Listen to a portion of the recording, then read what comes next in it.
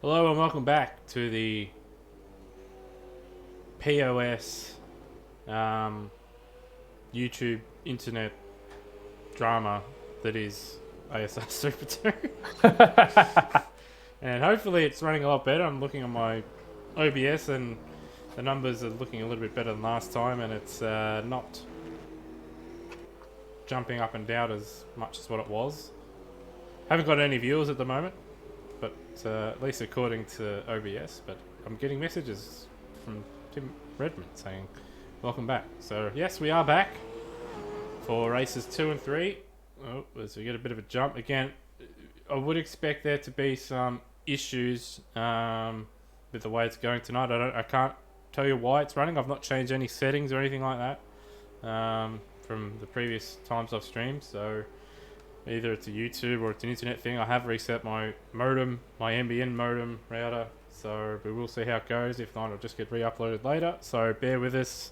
If there's any issues, don't need to tell us because I can see it on my screen. So yeah, I have it set to locked at 6,000 kilobytes a second, and at the moment it's jumped down to 3,000 and 2,500, which it certainly shouldn't be doing with our upload speed. So yeah, just something we're going to have to bear through, but hopefully it's at least watchable to a certain degree in the next couple of races. Anyway, Rody, we had a very interesting race number 1, but with the grid being jumbled up, we could see a little bit of drama here in race number 2 with guys trying to get back to the front, but they're going to have to go through a number of cars to get there. Yeah, I'm gonna be bold. I'm gonna make a prediction, and that's pretty brave because of commentators' curse and how shuffled this first race was outside the top 5, staying in the top 5. I feel like Luke Emerton's gonna get at least a podium. He will be starting in, I believe, 4th. Obviously, the guys in front of him were slower than him in the race. Actually, no, I was saying for that. I think he ended up finishing 9th. I can't remember, but he'll be starting up near the front. And he obviously had decent pace to not only pick he made positions off the guys that pitted. He also made positions off the guys that were just on track. So he had the pace. And he had the pace to come up through the field and still manage those tyres. And for someone that hasn't driven a supercar, I think maybe even, hasn't raced a supercar in possibly ever, at least within AS. I don't think he has.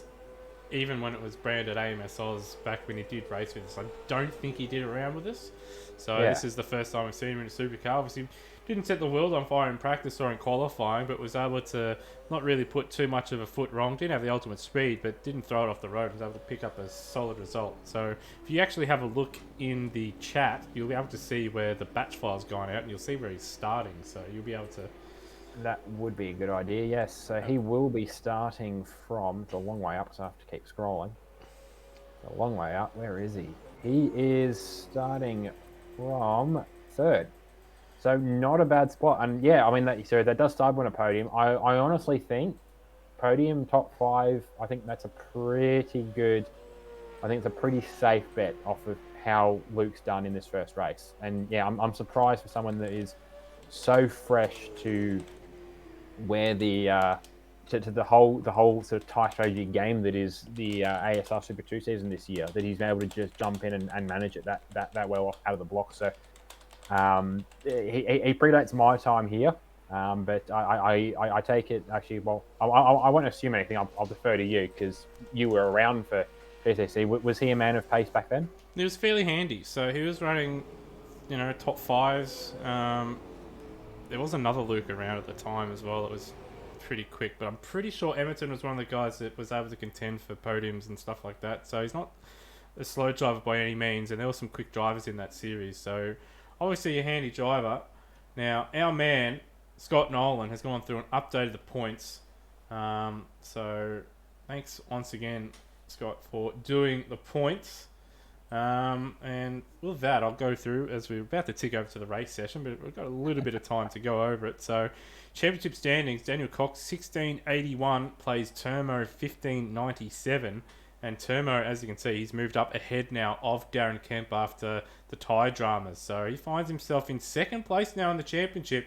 But Coxie, though, extending his championship lead overall there. So looking good at the moment is Coxie. Braxton with that win moves ahead of Dane Liccardo, and he's only about 100 points away from Darren Kemp and still in this championship fight if things go his way, as is obviously Dane and Cheese as well. So if we're being realistic about it, probably the top 6 are the only ones that are real contenders, with Cheese being a pretty big outsider with the way his pace has been all season. That last DNF in race 3 there at Calder really did hurt his championship chances, but he's also an outside shot.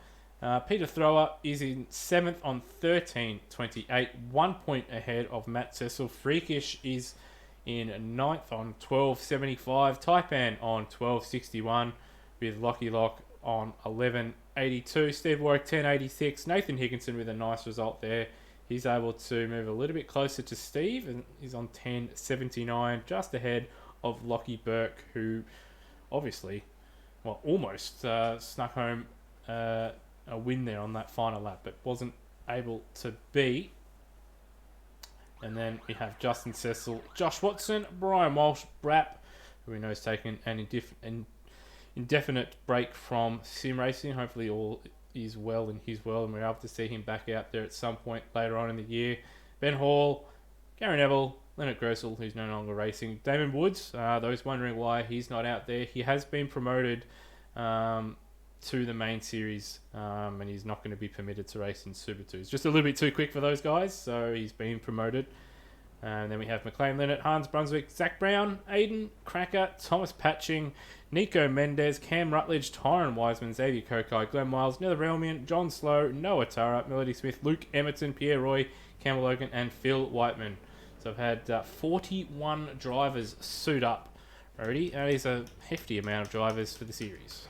That's pretty good numbers. That goes back to sort of the early days of it was the Amos Oz Super 2 season at the time, which is actually our main championship that had that sort of driver rotation. But no, good to see a lot of guys coming in and trying them Super 2 in the January.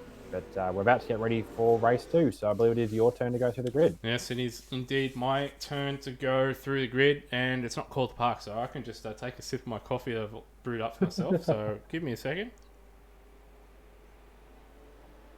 Oh, beautiful. And we have Ben Hall, Team Cool Drive, will be starting from pole position with Taipan alongside him. These guys, as well as Luke Emerton, starting from 3rd and Freakish in 4th. They've got themselves a great opportunity here, Rhodey, to give themselves a good result here if they can keep it clean, and all the fast guys battling between themselves. Got Nathan Higginson just running a little bit wide there at turn 2. He'll start from 5th place.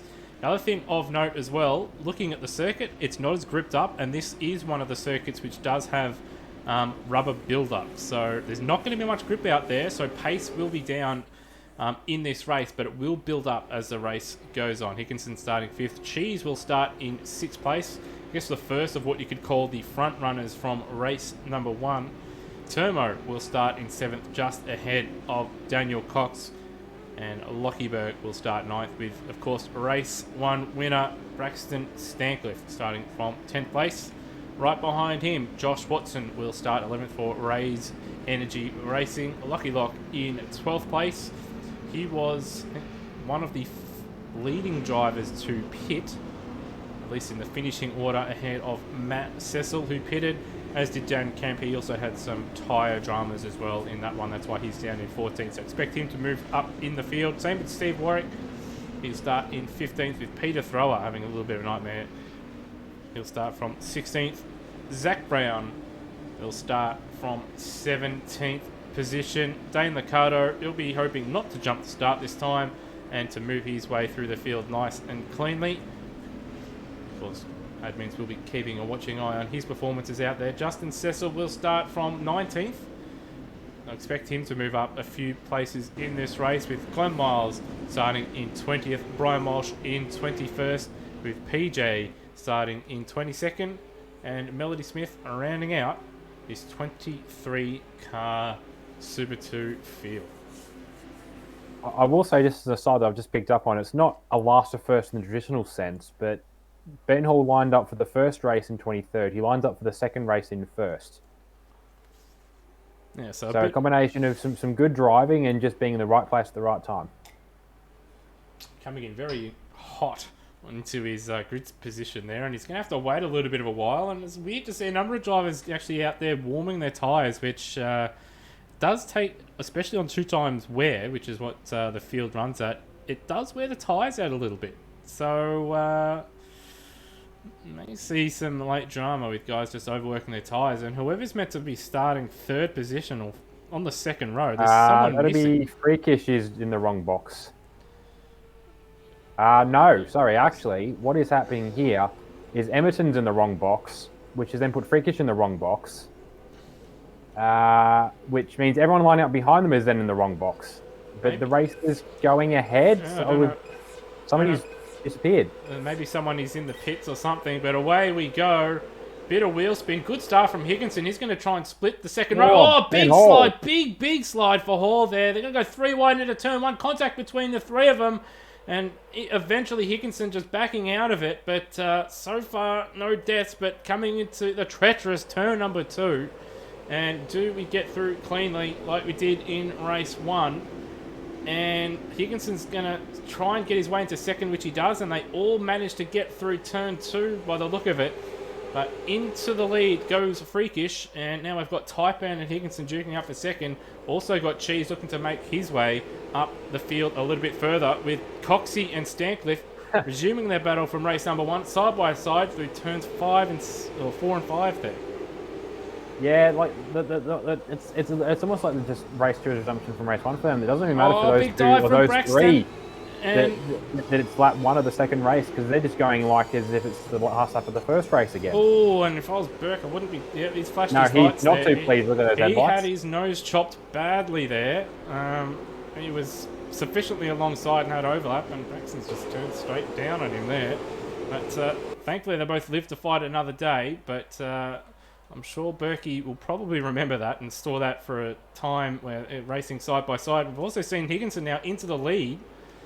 So he'll be sweating bullets, I reckon, Rhodey. He does work himself up just a little bit here, and now that he's in the lead, he might put a little bit too much pressure on himself. Hopefully he doesn't, but he's set his race up here if he can just hold on for the next half a lap.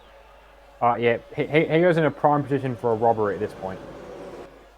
Yeah, so, he did get robbed at Calder Park pretty badly. He did, yes. So here we go. No, Cheese in the background, actually. Big move there on Taipan. Taipan gives Cheese the room. Nearly, actually, a bit of contact there with Freakish. And that's how you check the entire queue up. Braxton now trying to buy in on Taipan as well. Taipan is currently getting mobbed ever so slightly.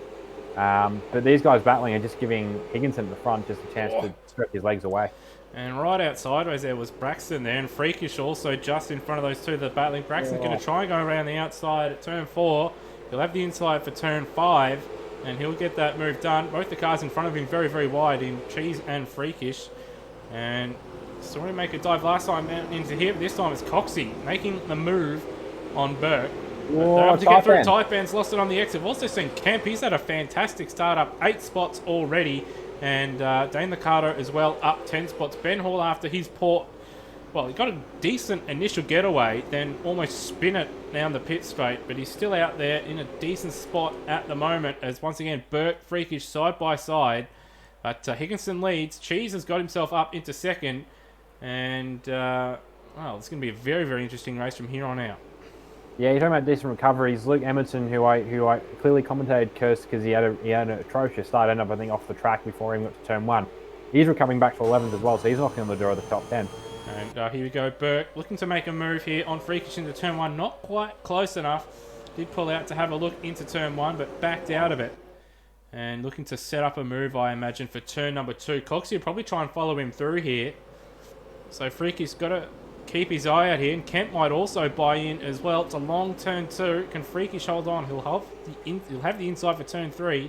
And he only loses the 1 spot there. So not too bad there. It's in the background, we've got Hall and Liccardo side by side through turn number 3. And Liccardo getting the job done around the outside as Cox goes around the outside of Freakish as well. Kemp looking to buy in there as well. So on a fresh set of tyres, looking much, much better as Freakish goes wide. Kemp will have the inside and he'll get that move done, or should get that move done. But no, Freakish around the outside, able to maintain the momentum and hold on to P6. So some hard battling going on early on in this one. Higginson still leads just ahead of Cheese, but he is starting to form a bit of a train right behind him, with also Braxton looking to get ahead of Cheese as well. Yeah, so it's all checking up at the moment here, turning into a nice big train, and we've got what is it, all the way back to tenths in this train now at this point. And it's sort of the things where you get stuck up behind someone. We're seeing this, obviously, Braxton trying to now get up on the back of Cheese, but he's now the head of this train. He's then got Berkey behind, Coxie behind, but it's then causing them to split in their own little battle. So Kempy's dropping off the back a bit of Coxie. He's now got Freakish of his bumper. And I see Dan Liccardo back there as well. He's having a good run. But, actually, no, he's just putting his nose out there, Dane. I thought he was going for a pass, but he was a long way back. He's heading for it to die. But he was just putting his nose out, just making sure Freakish knew he was there. Ben Hall as well, doing well as well. He's up to 9th. Tarpane holding out the top 10. But, Did start from the front row, but he's doing a good job just holding on at the moment. Speaking of holding on, Higginson's doing an okay job at the moment, but it's actually Cheese, the man, that's coming under more pressure at the moment. So Higo will be hoping that Cheese all race long has Braxton right behind him, as well as Burke right there, all battling each other. And Higo can just focus on driving his own lines, with Cheese keeping an eye on his mirrors. But still plenty of time. But this battle for second, very, very interesting to see Braxton up the inside at the hairpin and takes that position. Cheese, made it pretty easy there for Braxton in the end there. But perhaps it's going to look to set up a move into turn 2. Sorry, just to give you an idea of just how much this train is affecting their pace. They're all doing 131s.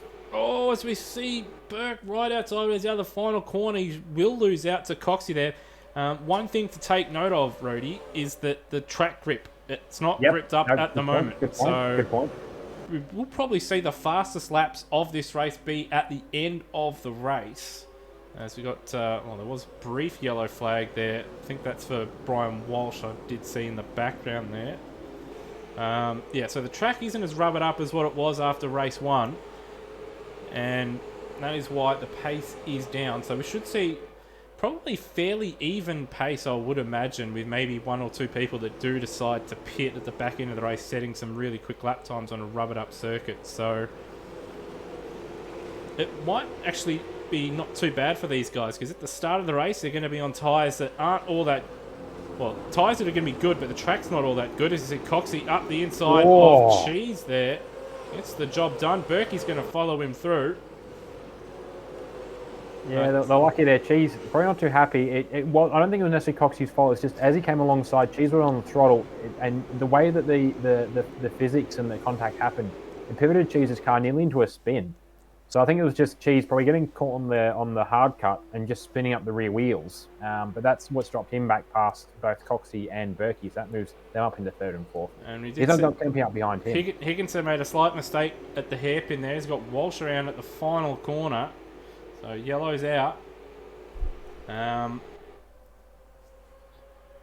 Did see a change of position there, but did see Higginson make a mistake into the hairpin, just outbroke himself, locked the brake as well, and ran a little bit wide. And Braxton had a look up the inside, but Higginson holds on for now. But got to say, 3 fastest drivers on the circuit are now 2nd, 3rd, and 4th. Is Braxton going to try and go the long way at turn 2? Coxie's going to try and buy in here, side by side. This is Scaife and Ingle kind of stuff there, and Coxie gets the job done. So, I don't know if it was just Braxton trying to, as we see now, Burke try the inside there. Not too happy being turned down again, but I don't know if Braxton was trying to pass around the outside there, or if he just outbroke himself a little bit and just found himself on the outside. It does look like he was going from around the outside of Higo, but just completely went in too hard, and they're not making himself up for Coxie. Coxie, he's normally, I wouldn't class him as a reserve driver, but he's normally the long-term thinker of the race. But no, he's definitely getting more into the sprint race mentality tonight, because he's battling hard. He's battling fair, but he is battling hard now for these positions. And Higo, it's got a good jump there. Not Higo. Coxie had a good jump out of the hairpin, but Can't really make a move there into the penultimate corner.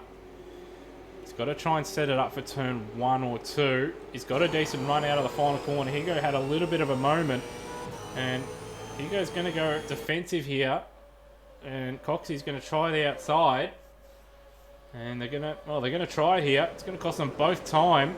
And he goes up on the curb, right out sideways. They're going to go side by side. Cox gets it done around the outside, and is he going to hold on at 2?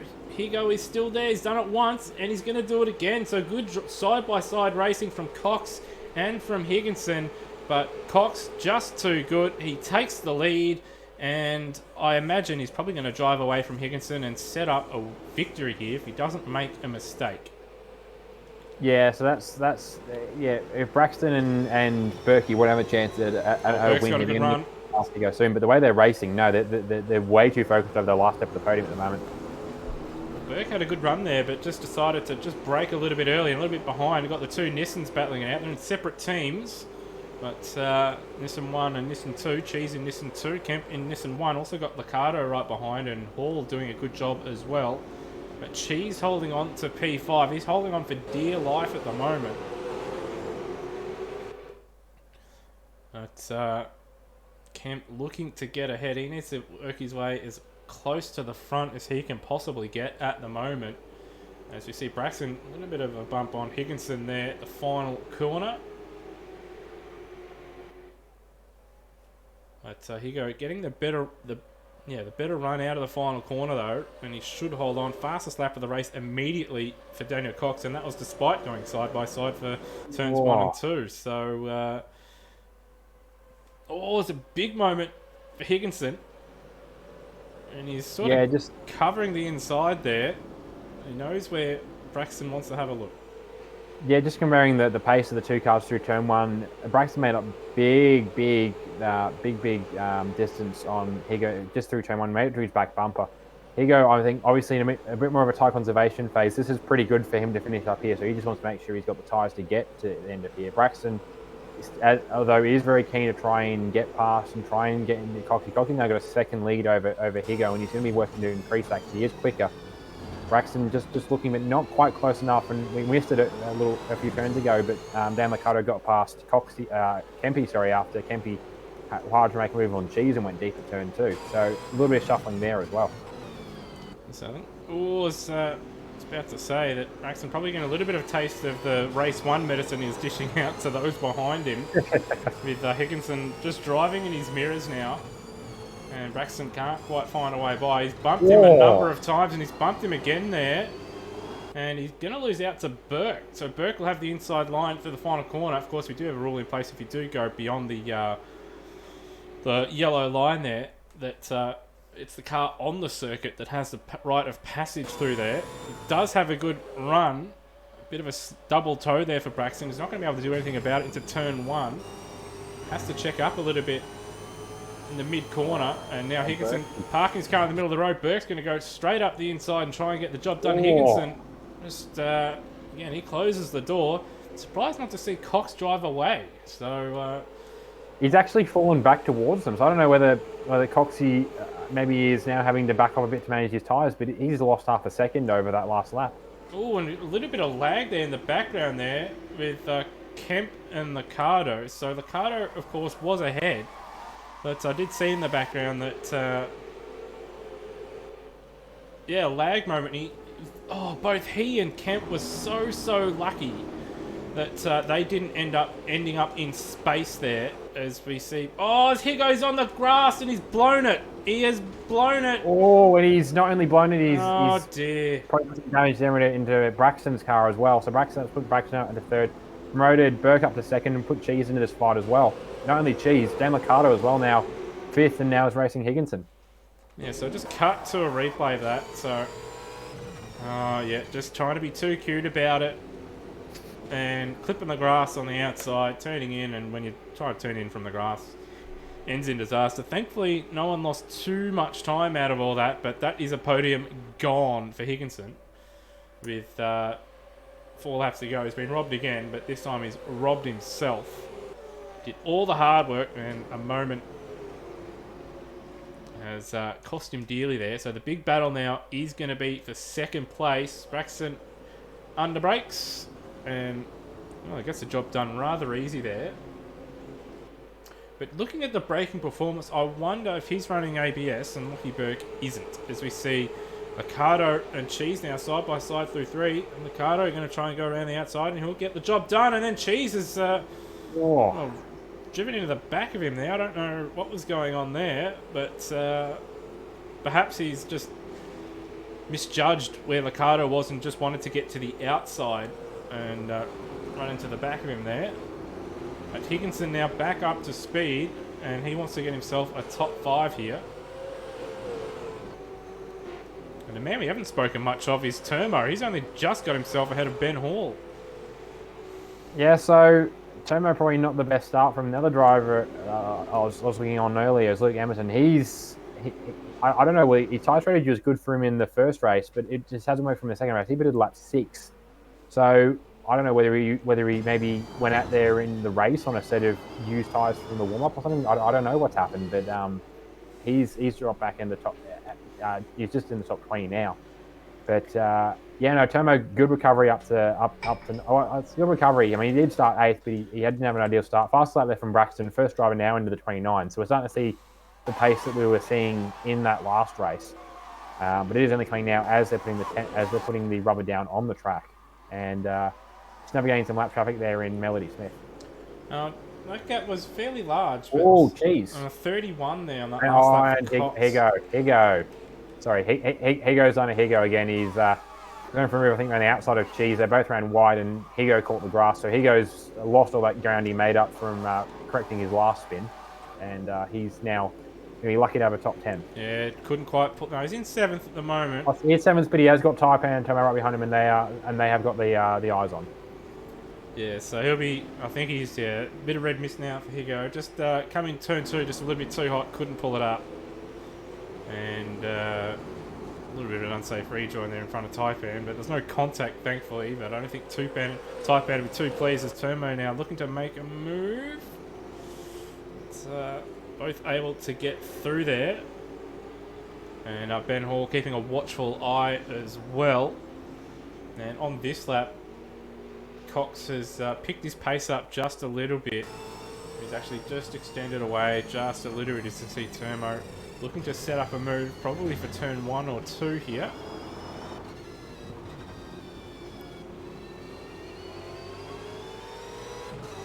Well, a little bit of a slide for both he and Taipan on the final corner, but he does have a slightly better run, and he does have the slipstream here.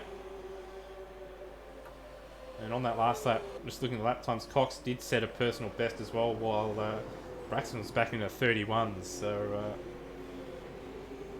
game of chess between those guys at the moment as Termo has a look at not close enough to make a move into turn 2.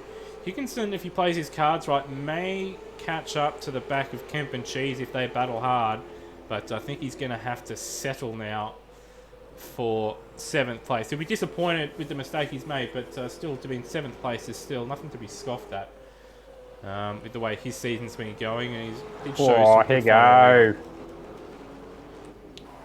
I think we class the commentators curse. So yeah, he is now going to be fighting hard to keep the top 10. He's now got Ben Hall behind him for in that race for 9. Yeah, so just losing the rear there.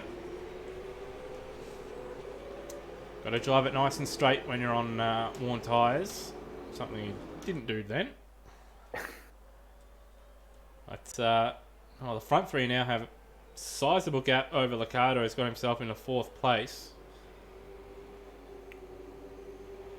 And this is a good drive for Dane as well, because we've mentioned he's had to be more conservative with his driving style now, and that being his primary focus. So he's made it up here to 4th, up 15 spots from where he started, because with that jump start in the first race, that basically was a null effect for him. But he's sitting 4th at the moment, and he's had good pace coming through the field. I'd be interested to know what his tyres are sitting at, because he has had to charge through a lot of cars.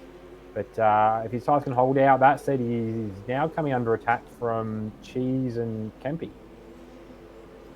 Yeah, so it looks like he may just be holding on, as is Braxton Stancliffe. Braxton now looking to try and put Cox under a bit of pressure here, but he's also got to keep a watchful eye in his mirror of Lockie Burke, who's been all over the back of him all race long. And a little bit further back, Licata going defensive here, and she's going to try and go around the outside, and Kemp's going to try and go around the inside here, so this could get a little bit dicey here. And he's going to try it, and oh dear. Okay, they've just about all got through that. Jesus is unhappy, and I don't blame him, because although it wasn't entirely Dane's fault, he had to manage... oh, he's gone. His tyre has gone. That's gone. And sometimes when you know you've got a tyre that's pretty worn, it's sometimes best to just not fight and just try and get to the end there.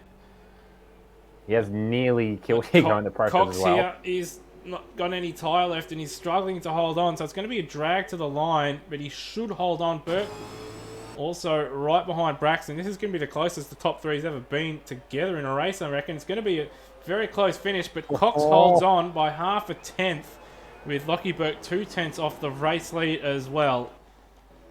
I don't think Cox had any tyre left there. Kemp will come home in 4th, just ahead of Cheese. And Taipan home in 6th place. Termo in 7th. Higginson home in 8th place. He'll be kicking those last 4 laps. Kick himself over the last 4 laps. Hall home in 9th place. So good result from him. And Zach Brown coming home in 10th place as well. Just ahead of Dane Licata, who's got no front right left. He finished just ahead of Justin Cecil and Steve Warwick. Josh Watson home in 14th. Peter Thrall home in 15th. With Freakish all the way down in 16th. We did see him running in that lead battle pack there for quite a while, but fell away. Did he make a pit stop in this race, Rody? I'm not too sure if he just threw it off the road. I'm not. I reckon sure his tyre's definitely running out there. By the way, he's slowing down there, and only the front right is locking. I'd say that he's had some dramas there. Lockie Lock home in 17th ahead of Matt Cecil in 18th. So those guys had some dramas. And Luke Emerton, here he is, home in 19th spot and the last man on the lead lap. So a few people having some dramas in this one. And Glenn Miles home 1 lap down in 20th. Melody Smith a lap down in 21st. PJ as well a lap down in 22nd, as well as Brian Walsh home in 23rd position.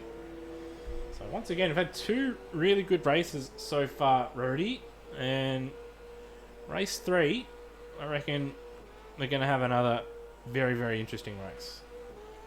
Yeah, it'll be interesting to see how some of this turns out, because I thought Emerton, based on his race 1 pace, was going to be a good challenge, but a really poor start, and then just I don't know where his tires straight.